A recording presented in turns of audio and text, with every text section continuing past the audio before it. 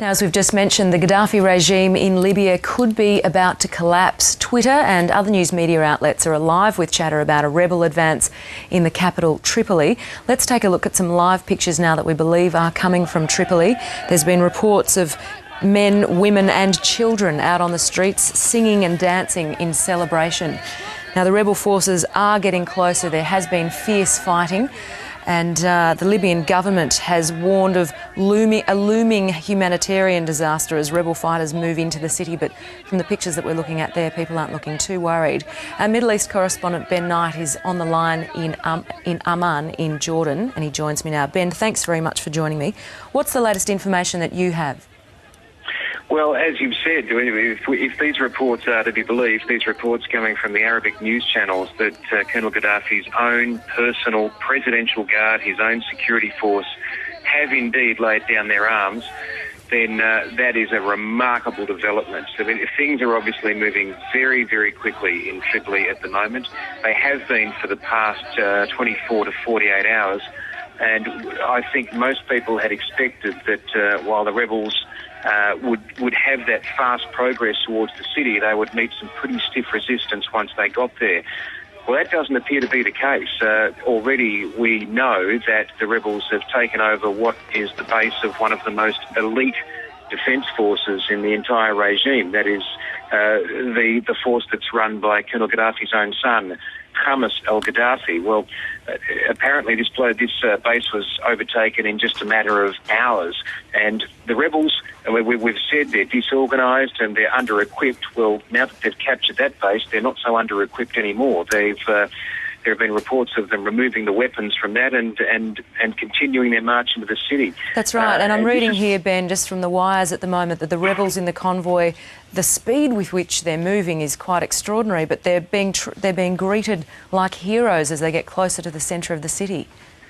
Well, this is of course what they had hoped for, and this is what they had hoped for all along. I mean, when we were in the east of the country earlier in the year, the rebels back then assumed that they would simply be able to roll through every town that they came across, and that the locals would rise up and carry them forward on their march to Tripoli. Well, that of course didn't happen, and of course because they were also such a novice, untrained, disorganised force, the kind of morale and that exuberance that you're seeing at the moment carried them far too far forward, far too quickly, and they were beaten back, and it was a terrible, damaging blow to their morale.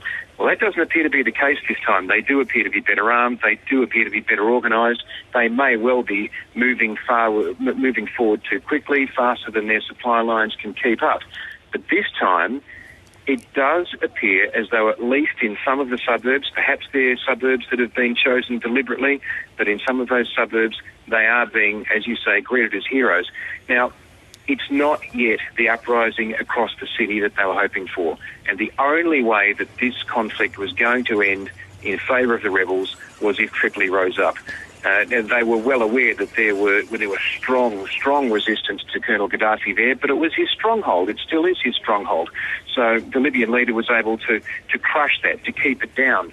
As soon as the rebels appeared on the outskirts of the city, they were hoping that this uprising would happen. It's not clear that it's happening across the city yet, but certainly you have to say that this does look like it's approaching its final act, whichever way it turns out. It hasn't been confirmed yet that they have actually taken the city, obviously, but Al Jazeera is reporting the surrender of Colonel Gaddafi's personal security team, which is significant at this point. Oh, hugely significant. And because the Libyan leader, this was always going to be his last stronghold and his last stand, and where he would keep his toughest and his best forces. Well, as we know, one of those elite brigades has already been overrun, and that happened in a very short space of time. If this report is to be believed, it does paint a picture of the regime that's crumbling, and the next question becomes, where is Colonel Gaddafi and what happens to him next? Now, we are still quite a way away from that. I mean, the rebels have got this far because they've had the support of NATO bombings.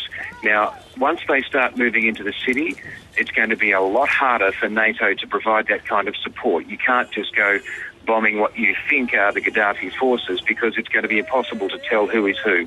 Urban warfare is a very, very difficult proposition. It tends to give an advantage to those who are defending the city, But even with all of those elements stacked against it, the momentum clearly does seem to be with the rebels at the moment.